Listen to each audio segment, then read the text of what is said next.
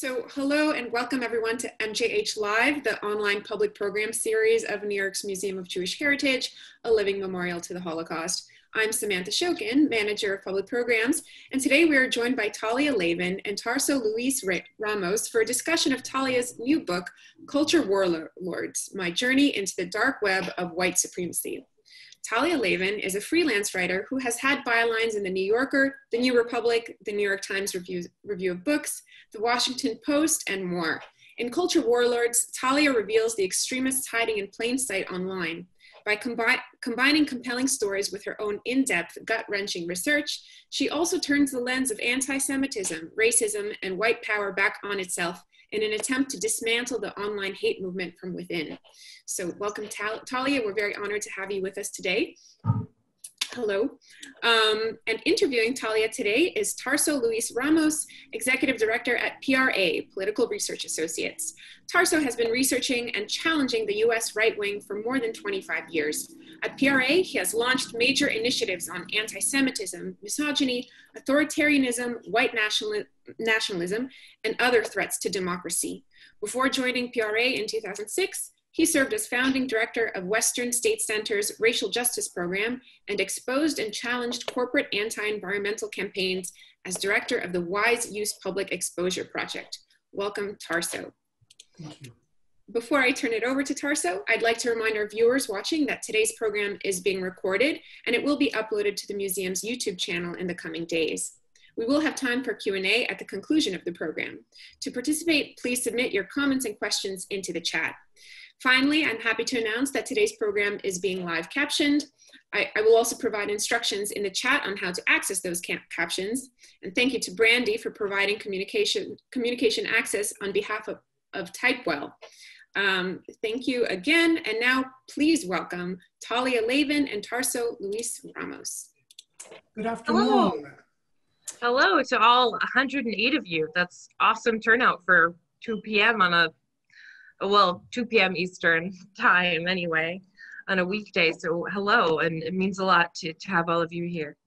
I was going to say, yeah, good afternoon, buenas tardes, boa tarde to all in whichever time zone you may find yourselves. We see people from Costa Rica and Spain and many other places besides across the United States, which is very exciting. I want to express my gratitude to our hosts at the Museum of Jewish Heritage and Talia Lavin for the opportunity to discuss her book. Before we jump into my questions for you, Talia, I want to say that your book and the personal journey behind it are, to me, evidence that the largely unsung tradition of anti-fascist journalism clearly lives on and is perhaps even flourishing, if only out of necessity, right, among a younger generation of scholars and journalists like yourself. As someone who runs an intergenerational research and strategy center for counteracting the US right wing, I take this as a very healthy indicator of democratic possibility. So I just want to open up by thanking you for your choices and for this wonderful and challenging book, Culture Warlords, which is indeed out and available, which I've had the pleasure to read ahead of this conversation with you. Oh yeah, I should grab my copy as like, I can do my little Gallagher prop work. But yeah, thank you so much. And I've been really, I mean, it just came out like literally yesterday. It was out on shelves and stands, and I've been so heartened by the reception. I think it really speaks to the fact that there's almost a hunger for examining these phenomena without this kind of veneer of objectivity, you know, kind of this false neutrality about subjects that are so critical and pose such a fundamental danger to not only the informational speech, but of sphere, but also the physical safety of the American polity. Thank you. And so I'm going to pose a number of questions to you and we'll just have a conversation. And the book is very rich. I doubt we'll have a chance to explore all of its corners, but we're going to do our best to cover some of the main themes and to give our audience here a sense of the book and more reason to buy it. The subtitle of the book is My Journey into the Dark Web of White Supremacy. And there is something at times travel loggish about it. You take readers along for trips, both literal, as to Ukraine, where you spent a year on a Fulbright scholarship digging into family history, and virtual, as with your exploration of online white supremacist communities.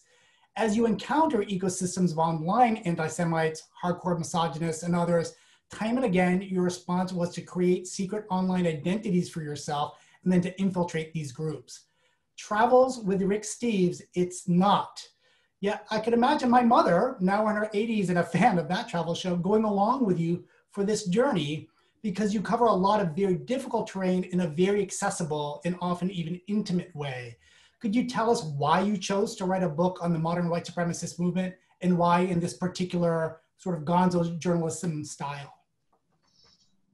Well, I think the approach is more like Virgil bringing Dante into hell as far as travel guides go. Except and that's the only time you'll ever hear me compare myself to Virgil. So honestly, the main reason I started going gonzo was practical. I started out, as I sort of write in the book, I started writing the book after I was already sort of a known quantity to the far right, because I had been the subject of quite a bit of right-wing invective. I had written a number of articles about the far right, and I'm a Jewish woman. That's a big part of it. And so I started out, in some of my initial research, I was really trying to engage with these organizations in a more traditional journalistic manner, and found myself time and again having the door sort of slammed in my face in ways that, members of the press corps who are, non-Jewish, who are male, and who perhaps don't have the history I have of sort of antagonizing and being antagonized by the far right didn't have. So ultimately the choice to go gonzo was really more of a matter of necessity, like in order to sort of get a deeper view on these things and these organizations. I really had to sort of infiltrate, and that often involved just eavesdropping on public chats. Not all of it was like advanced spycraft of any kind, but sometimes that would lead me to be included in more private groups, and sometimes I would apply to forums. For example, the largest incel forum on the web that sort of asks you to provide a backstory. And so I wound up with these fleshed out alter egos bringing you in. And so, the gonzo stuff was born out of necessity, but then it sort of took on a life of its own, where for me, it became both a means to understand the rank and file of these movements, in ways that went beyond sort of smooth spokespeople that are very good at pitching their vision for America in ways that sound a little less violent than the ideas and rhetoric actually are. And also it enabled me to almost develop relationships, to visit these, become more immersed, for better or worse, in these worlds, and thus gain a more thorough understanding of them. Thank you. And to give our listeners here, our watchers and listeners or participants, a better sense of what this was like, because it's a marked feature of the book, about how you combine anti-fascist journalism and action. Will you tell the story of how you uncovered and exposed the identity of a Ukrainian neo-Nazi? This is someone who ran a highly influential online channel glorifying the Christ shooter, Benton Tarrant, a person bent on killing Muslims and Jews, who apparently fell in love online with someone he believed to be an Aryan queen, only to later discover he'd given up his secrets too. Well, it's your story to tell. Yeah, that was, so the New Republic excerpted this story earlier this week under the title, "My Life as an Anti-Fascist Catfisher," which I thought was sort of a funny title for it. But yeah, so I had been surveilling this chat called Brenton Tarrant's Lads. Brenton Tarrant was the shooter of 59 Muslims at prayer in New Zealand, in Christchurch, which was a huge tragedy for that country and sort of a global moment of recognition of the violence inherent in white supremacist terror. And he also wrote a manifesto that became the direct inspiration for several further acts of terror. So this channel, Brendan Tarrant's Lads, was a Ukrainian language channel, and I speak some Ukrainian, so I was able to sort of keep an eye on it.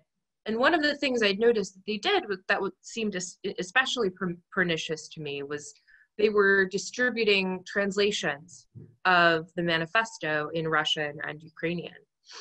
And so I had separately joined a public group on Telegram, which is an encrypted chat app where kind of a lot of white supremacist organizing takes place.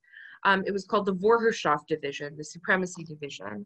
And it was Americans and Europeans sort of getting together to talk about guns and how much they hate Jews and sort of engaging in all kinds of stochastic terror and desire for race war and everything, you know, bad that I found myself wanting to oppose very heartily. And so I joined under the screen name Aryan Queen. And, you know, I had kind of a very generic, like stock image of a French blonde with a French braid from behind. And all of a sudden I started getting DMs from a gentleman who called himself Der Stürmer, named after Hitler's favorite tabloid. And pretty quickly, in order to impress my persona, he revealed that he was one of the administrators of this Ukrainian stochastic terror channel. And at this point I said, well, the fish that kind of landed on my line was way bigger than I was anticipating. And so I set about trying to get as much information as I could. You know, the tone of the dialogue, he said the tone of the dialogue is very flirtatious from the start. And so I just decided to run with it. And for 5 months, sort of wound up talking to him and really, you know, in my undercover persona, I was just like a person who really hated Jews. I mean, I'm a Jew. It felt more somehow okay to engage in like Jew hatred and undercover than anything else, which maybe just like speaks to my own psychology. But, you know, I was like from Iowa. I had a whole backstory. You know, my mom had died, blah, blah, blah, all this stuff. So I was able to sort of draw him in deeper. And eventually he gave me a picture of his face, a picture of his license plate. He told me where he lived. He told me where he worked. He told me, you know, roughly where his parents lived. I mean, all this information came streaming out as I was sort of stringing him along with kind of false info about my character. And so eventually I felt I had accumulated enough information, and I turned around and gave it to the investigative site Bellingcat, which published it as revealed, the Ukrainian man who runs a neo-Nazi Telegram channel. And, you know, I got to have the tremendously satisfying moment of sort of going to, you know, it was like a day before the article was going to be published. And I said, hello, just so you know, I'm an anti-fascist and you're about to be exposed. And he said, oh, like, why did we text from November then? And I said, so I could get as much information out of you as possible, you genocidal asshole. And he said, I'm scared. And I said, good. And then I blocked him. And then the article came out. And he wound up pretending to be his own mother online, begging for forgiveness, offering to bribe the Bellingcat journalists. And the channel sort of broke down in like madness and saying, you know, never trust a woman, you know, like don't trust each other, you know, operational security is the most important. And he was removed as an administrator, and a couple of weeks later, Ukrainian security services actually arrested one of the people behind the channel. So overall, it struck me as, like, I think sowing dissension in neo-Nazi ranks is a pretty significant thing to be able to do. You know, preventing cohesion in these movements, you know, is good because these movements use cohesion towards violent ends. And also, what I was able to do was not only sow dissension, but also significantly deter someone from neo-Nazi activity by revealing their name. Right, and you talk in the book, you have a whole chapter on what it means to be an anti-fascist and emphasize the importance of this work of exposing, doxing, bringing to light um, fascist organizers in the US and around the world is some of the most critical work and some of the work that's least understood with respect to anti-fascist activity, which is often characterized or caricatured, right, is anarchist street fighting and this sort of thing with thugs. You mentioned the ethical challenge of participating in enough discourse, hateful discourse, to win the trust of of the folks you were researching, and making an ethical choice to focus on expressions of anti-Semitism based on your own Jewish identity. I wanna ask you about anti-Semitism. Those of us who study the white nationalist movement understand it as an ideological pillar, or as you say, a linchpin for white supremacy. In the white nationalist imagination, Jews are engineering the mongrelization and downfall of an imagined biologically superior white race. In this animating fantasy, Jews are puppet masters behind African-American accomplishment and self-determination, global South immigration, religious pluralism, multiculturalism, and so on. Could you sketch out for us this worldview and some of the history behind it? Yeah, I mean, I think you laid out a lot of it in the question, but I mean, so I want to just, say without any hesitation that anti-Blackness is really at the center of white supremacy, of course, and it sort of forms, hostility towards Black people forms such a major cause of white supremacist activity. And the function that anti-Semitism serves is almost as an ideological linchpin, an intellectual part of the worldview. So in essence, it's sort of the ideological sine qua non of a lot of the white supremacist movement. And what you have is basically the idea of the Jew as an omnipotent world-controlling force. And this does two things. First of all, it enables white men who, by all accounts, really form the sort of top of the totem pole in America, to posit that they are oppressed and they are fighting against a stronger force than them, because they have this all-powerful, super cunning, super wealthy opponent that's everywhere and nowhere. And then Jews also form the locus of a lot of kind of magical thinking. We're both the Bolsheviks, who are inculcating your kids in Marxist critical race theory, and we're also the capitalists keeping you in poverty. I think someone once said anti-Semitism is the Marxism of fools. The socialism. And the socialism of fools. And I think, as you see, a lot of members of my generation and younger who were very disillusioned with the state of things, what you see is sort of a funneling of that kind of sentiment into a simpler resentment against Jews. The idea that Jew equals capital, retains its power even 100 years after the publication of The International Jew by Henry Ford. I think the idea of conjuring up the Jew as this sort of omnipotent, powerful foe that can be all things is a really powerful linchpin. And then the other factor, particularly in the modern white supremacist movement, is the idea of the Jew, because we have Ashkenazi Jews, white presenting Jews, have sort of assimilated into whiteness in such a profound fashion, such that you have Jewish white supremacists like Stephen Miller playing such a prominent role in our current moment. What you have then is this idea that Jews have sort of nefariously orchestrated their own assimilation into whiteness and seek to dilute it from within by, as you noted, encouraging or engineering mass migration, by, working to,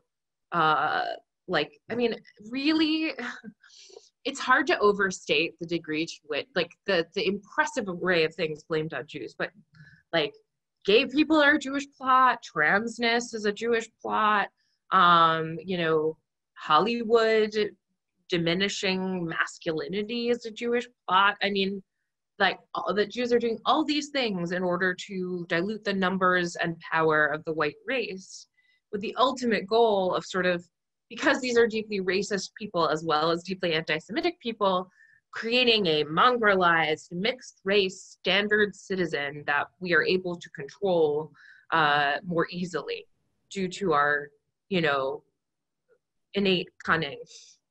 I mean, I feel crazy saying this, but I've seen iterations of these sentiments play out again and again and again in white supremacist chat rooms. So this is really believed by thousands, if not millions, of people in the United States. Yes, it is really a thing. And there's this way in which it's an escape hatch for explaining the incredible organizing self-determination of, say, the civil rights movement or the anti-slavery movement or the mass racial justice uprisings of the last several months. If African Americans are as inferior as white supremacists hold, then something else must be behind their capacity to liberate themselves and to push for more democratic social and policing arrangements.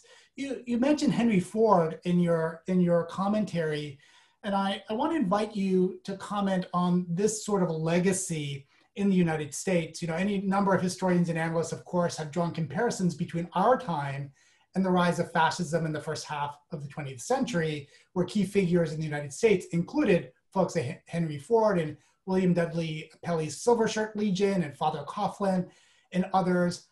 I'm curious, in your view, Talia, and you cover some of this in the book as well, some of this history, what are the most important lineages that you draw from that period of American history to the period we're living now? I mean, so just to go back to what you said at the beginning about sort of white supremacists positing that Jews must be funding the George Floyd protest because African Americans are simply too stupid to organize anything of this mass.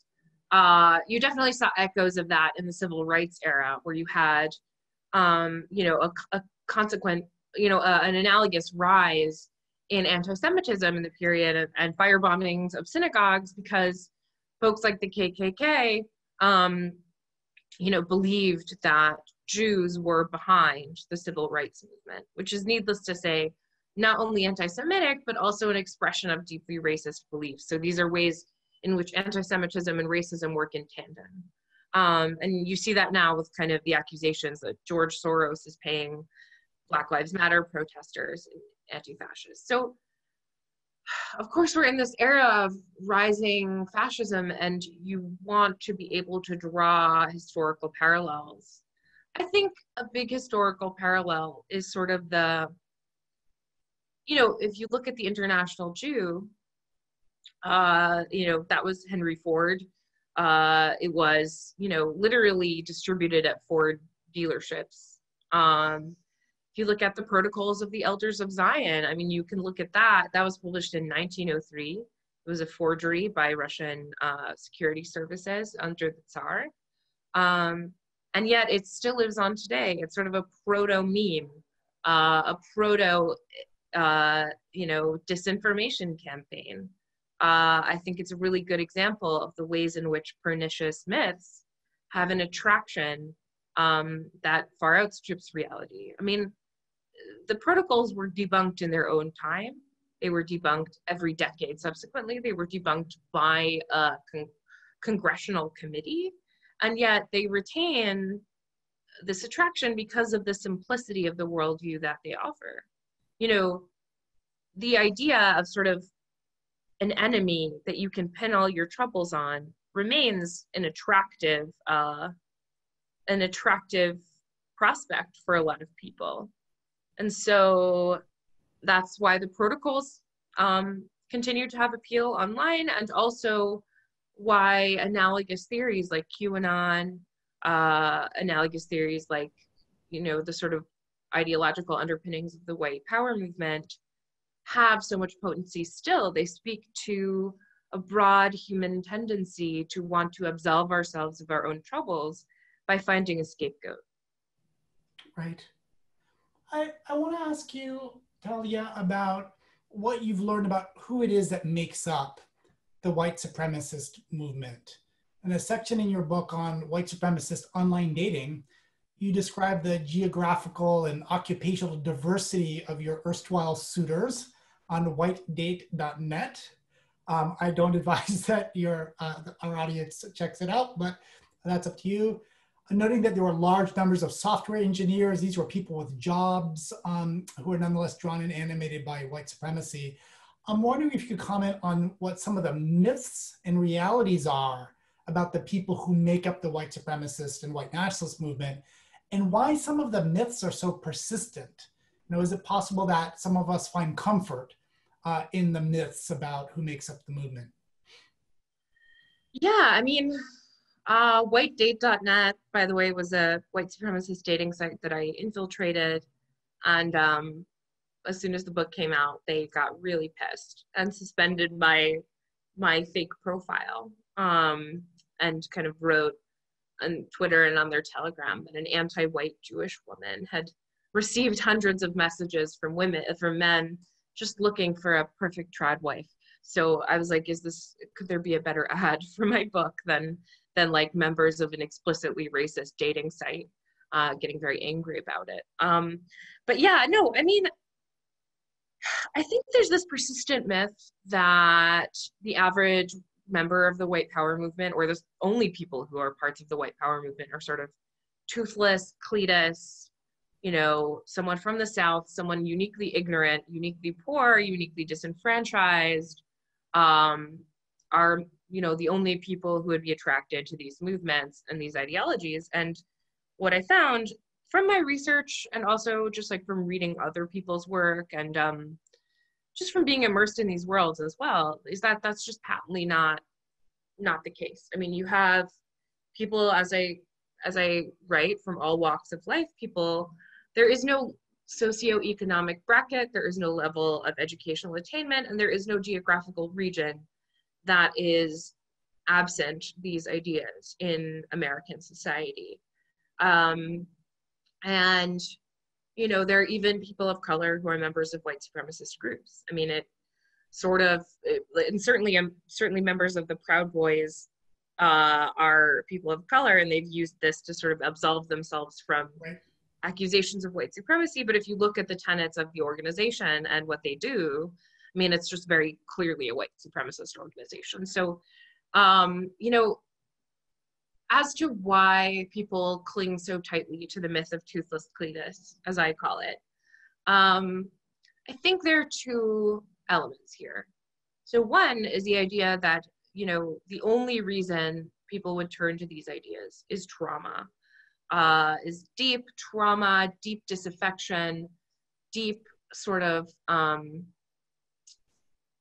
inherent kind of damage that would lead someone towards these hateful paths. And, to that I say, I think that is an impulse of whiteness protecting itself.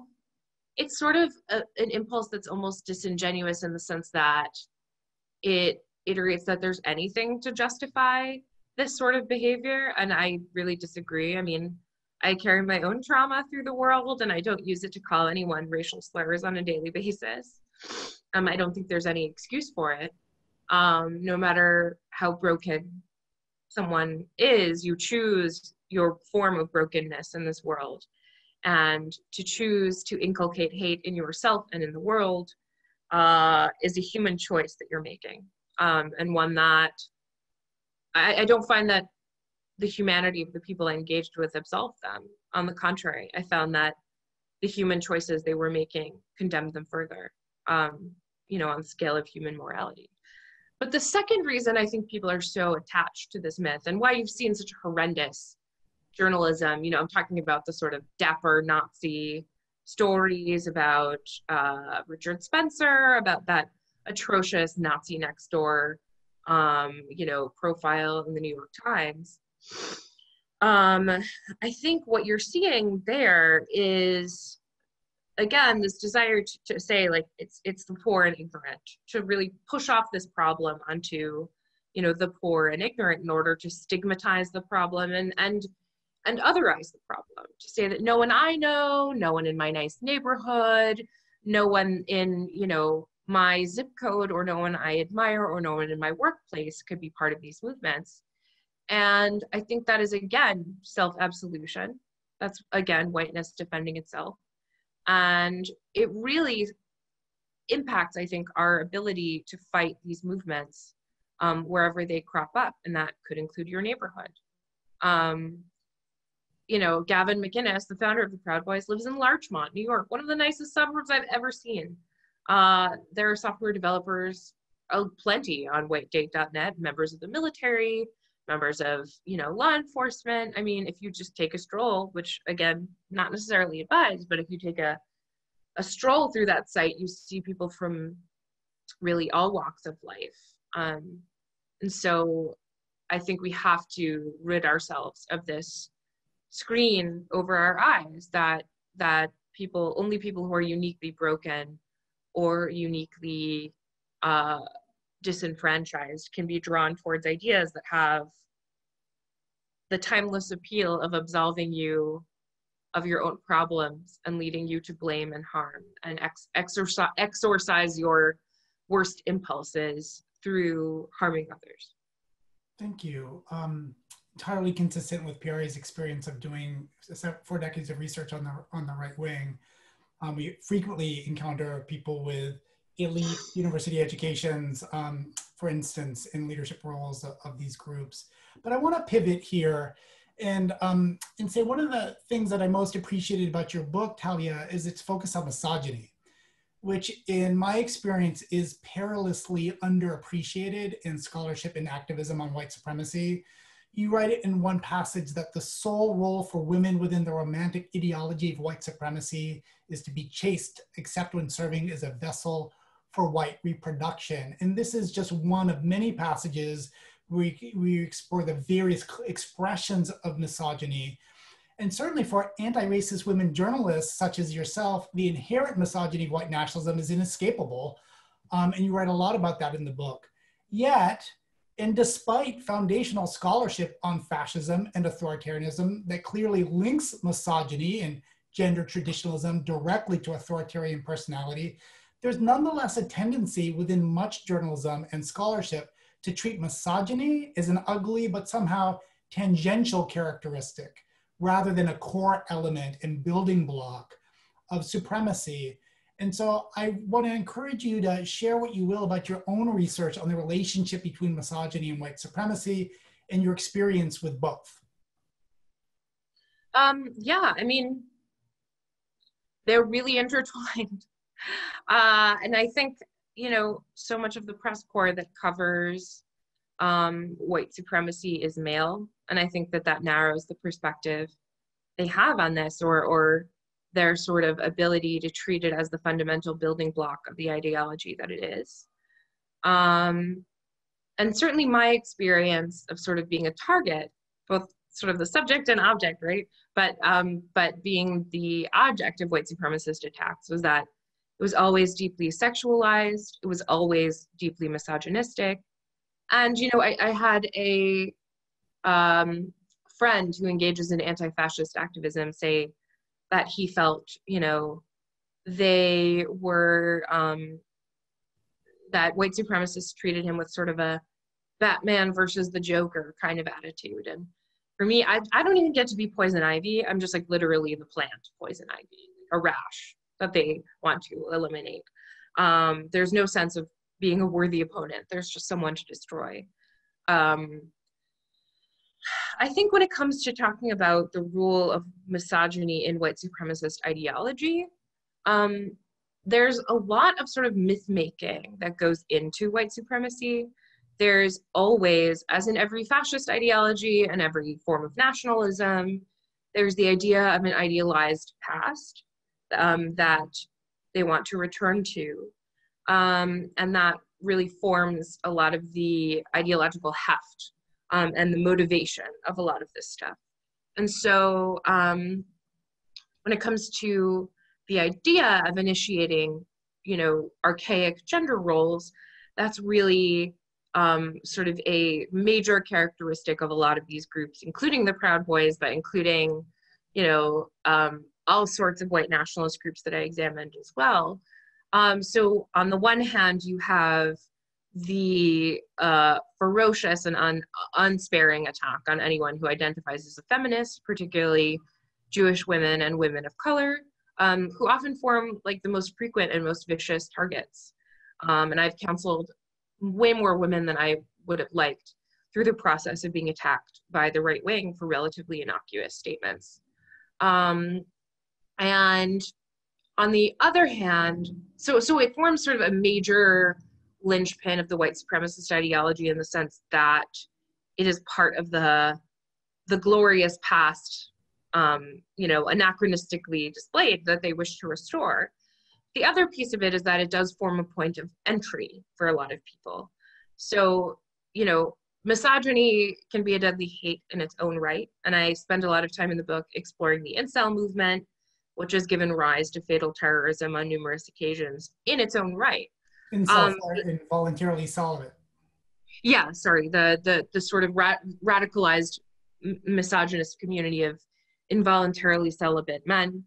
You know, but on the other hand, it also forms sort of a more socially acceptable gateway hate for these people that I call launderers, people who sort of launder far-right ideas through slickly produced YouTube videos, through large social media presences. And so, you know, I think that one of the things that I find pretty consistently is that misogyny is an entree. You know, once you have an established class of people it's okay to hate, you know, feminists who have taken your childhood from you and taken over all these, you know, intellectual properties that you enjoy and are like leading you to be disenfranchised as a man and all this stuff. Once you have established the conceptual framework that there's a class of people it's okay to hate, and that an element of progressive social ideology is actually a plot to oppress you, then you've gone a lot of the way that it requires to inculcate people into other hates, like hatred of Black people, hatred of Jews, you know, that it becomes a slippery slope that's greased before you. Thank you. I want to ask a question about the current political moment, and then hopefully find a way to end on a hopeful note. In the lapse of time since Trump's election in 2016, when there was such a tremendous enthusiasm in white nationalist circles for the opportunity that represented, you know that the tenor of fascistic rhetoric with regard to the Oval Office has changed from triumphant to disillusioned. Yet a headline in this morning's New York Times reads, "As Trump's language grows more heated, fears rise of political violence." What is the mood of the white nationalist movement since the mass anti-racist uprisings that have drawn 25 million Americans into the streets despite the pandemic? And now, as voting has begun, and Trump is attempting to animate not just the Proud Boys, but other elements of his vigilante base to intervene in elections. What's the dynamic in this kind of crucible moment of inflection around the elections? Small question. I think,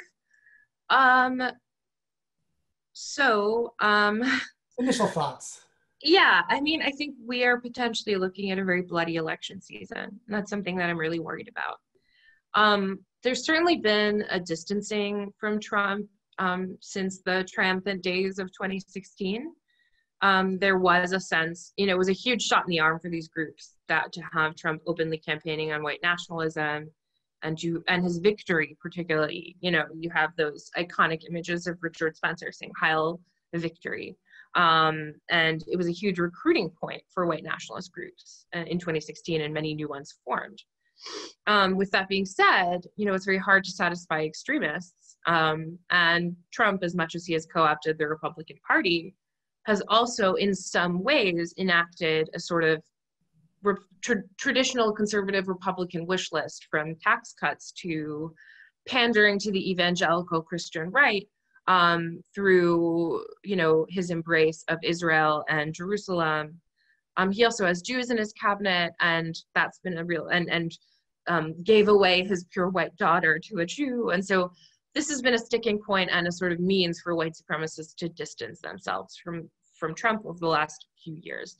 So what you've seen then, consequently, and I think that this actually plays into the fears I have for the next 6 to 8 weeks of violence, is a move from electoralism into accelerationism.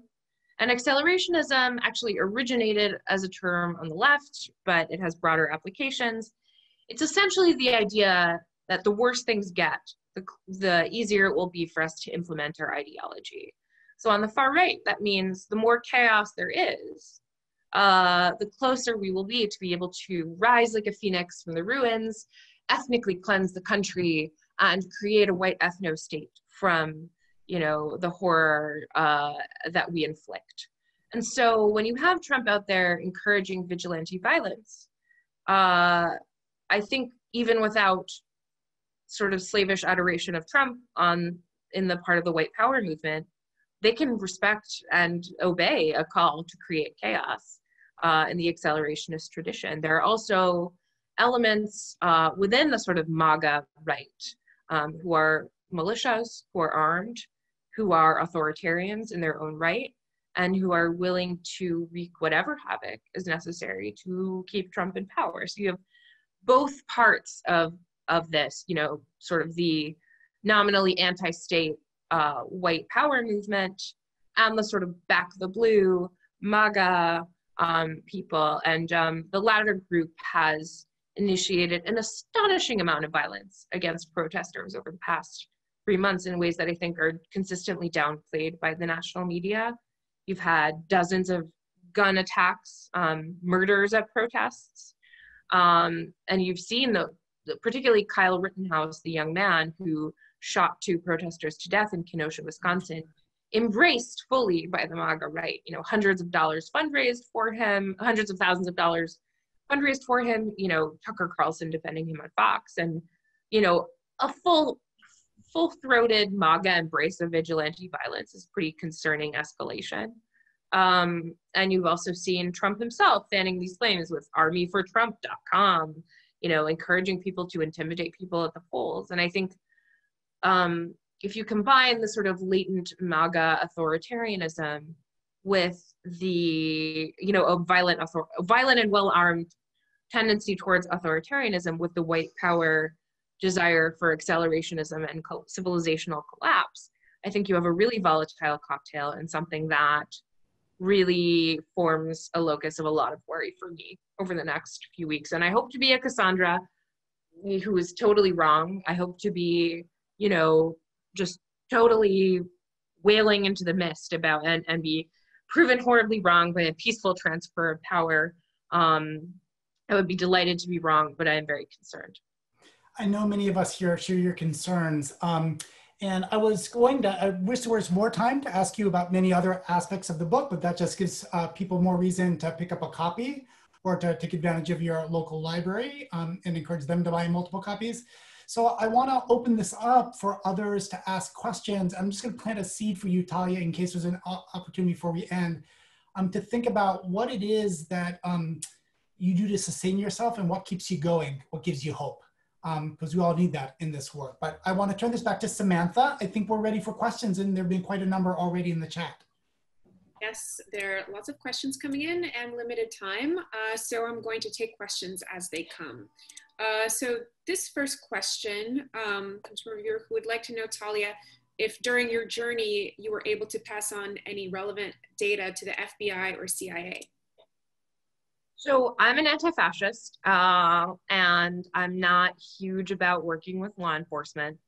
Also, as I mentioned in the book, I think there are huge problems there are a lot of reasons that law enforcement in the United States has been so colossally poor at addressing the problem of white supremacist terror.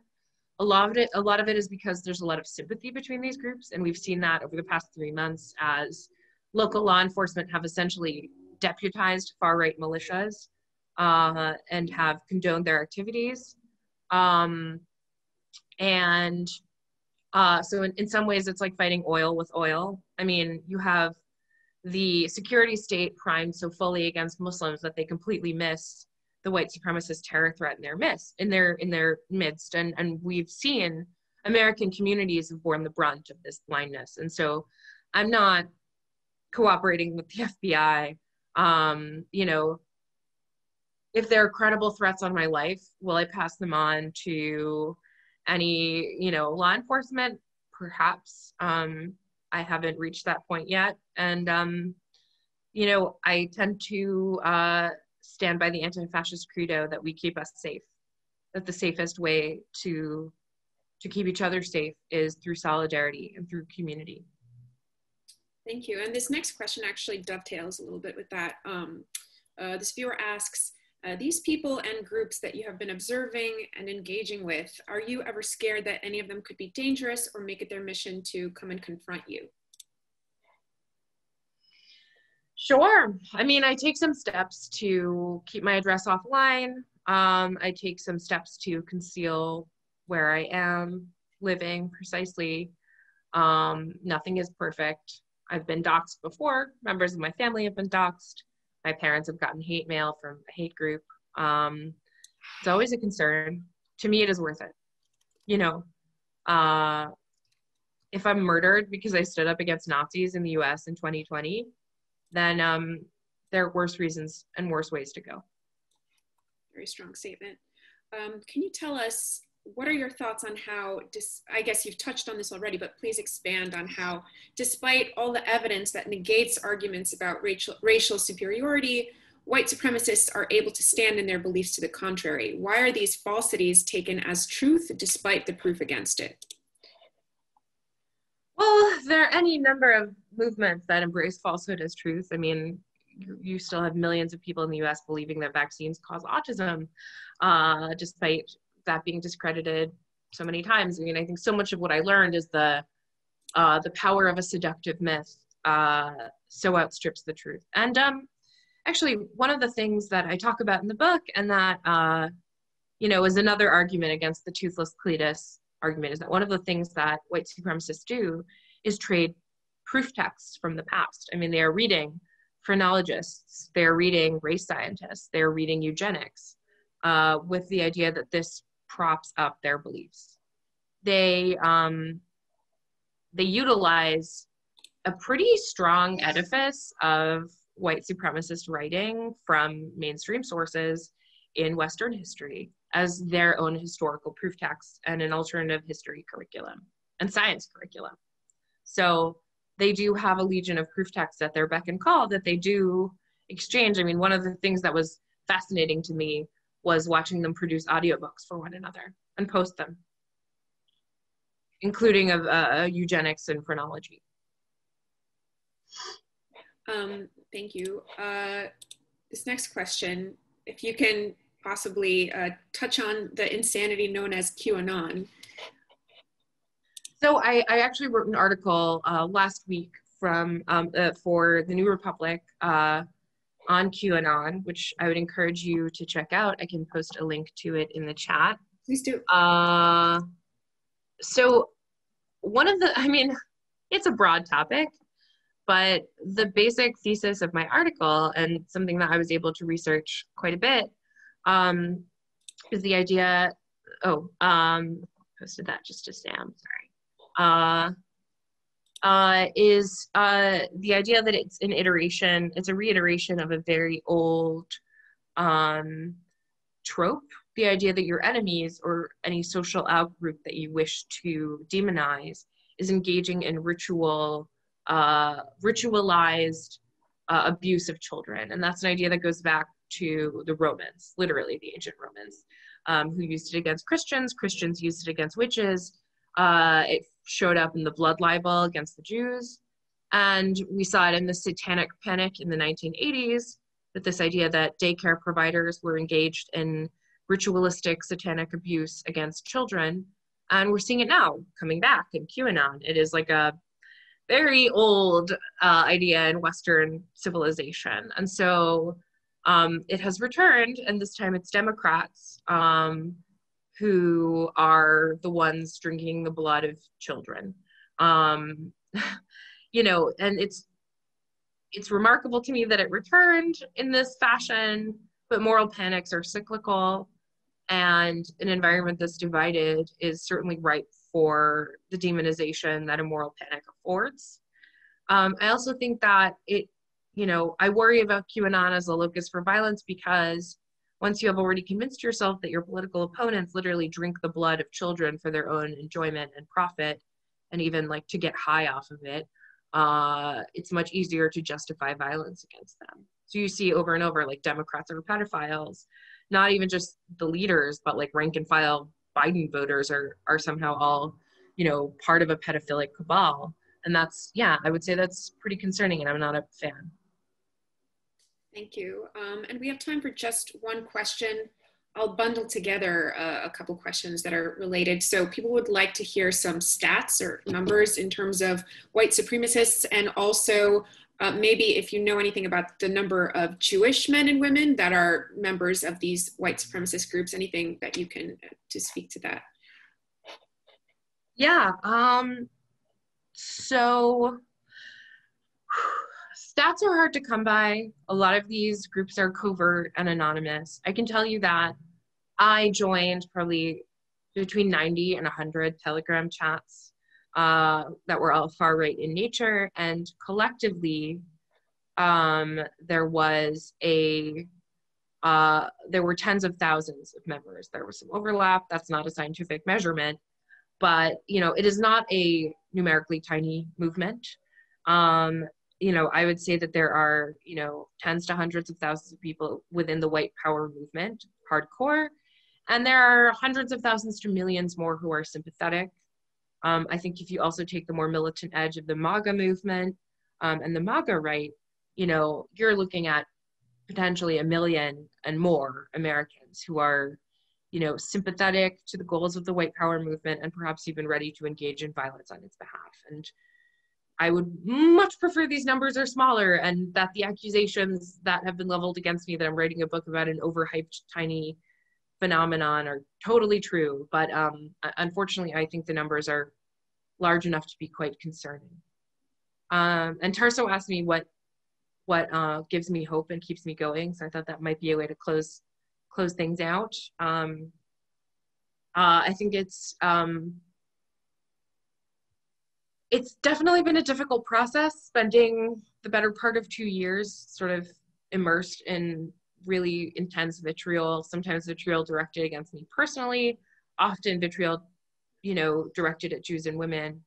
And what gives me hope, though, is that I have a community of people who are engaged in fighting the far right. You know, I have solidarity with comrades, with people who find themselves on the same side as me in what I believe to be a righteous battle against the rising white power movement. And so through solidarity, through true solidarity, I find hope. You know, white supremacists don't pay each other's bail. They are consumed with infighting, puerile infighting. They have no solidarity with one another, whereas those of us who fight them, you know, will fight for each other. We fight for our communities. It's not just nihilistic. We know what we're fighting for. And I'm fighting for the safety of, you know, Jews, but also Black people and trans people and gay people and Muslim people who deserve to live in a world without hate. And that's why I do the things I do. Thank you so much, Talia, and we so appreciate you doing the things that you do. I'd like to once again thank Talia Lavin and Tarso Luís Ramos for today's program. Please go out and buy Talia's book, Culture Warlords, My Journey into the Dark Web of White Supremacy. Today's program was recorded and it will be uploaded to YouTube tomorrow. I'll send out a link to that YouTube video, as well as a link to Talia's book for purchase. Thank you guys once again. This was fantastic.